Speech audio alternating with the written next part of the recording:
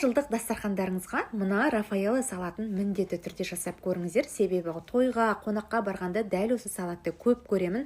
Өте дәмді әрі дастарханда сәнді көрінеді екен. Алдымен бізге піскен картоплымызды үкіштен өткізіп аламыз және піскен тауықтың төс етінде ұсақтап турап аламыз. Піскен жұмыртқамызды да үкіштен өткізіп дайындап аламыз және бізге сулугуни немесе моцарелла сыры керек. Екеудің біреуін қолдансаңыздар да болады, оны да үкіштен өткізіп дайындап аламыз. Енді осы салаттарымызды үлкен бір ыдысқа жинаймыз және бұл салатқа кукуруза қосамыз.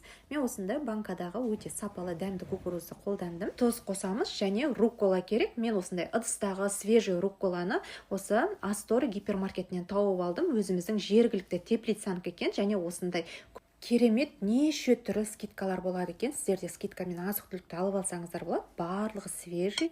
Енді салатымызға майонез қосып, жеңіл әрекеттермен араластырамыз. Қатты езбейміз. Домалақтап аламыз. Үлкен күйінде немесе кіші күйінде домалақтасаңыздар болады. 60 граммнан өлшеп алдым мен. Және бізге черек санағы керек. Енді мынау жаңағы рукколамыз. Қараңыздар, осындай керемет тұра береді ғой, азбайды. Осыны қиып алып, жуып, осылай тарелкаға әдемілеп астан салып шықтым. Енді үстінен жаңағы домалақтап алған салатымызды үкіштен өткізілген ірімшіктің үстінен осылай бір аунатып өткізіп шығамыз. Сонда бізде осындай рафаэллоға ұқсайды. Енді әдемілеп тарелкаға қойып, черри қызанақтарын қоямыз.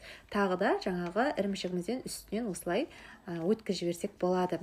Әдемі керемет салат болып шығады. Міндетті түрде жасап көріңіздер. Барлық азық-түліктерімді свежий күйінде Астори гипермаркетінен алдым.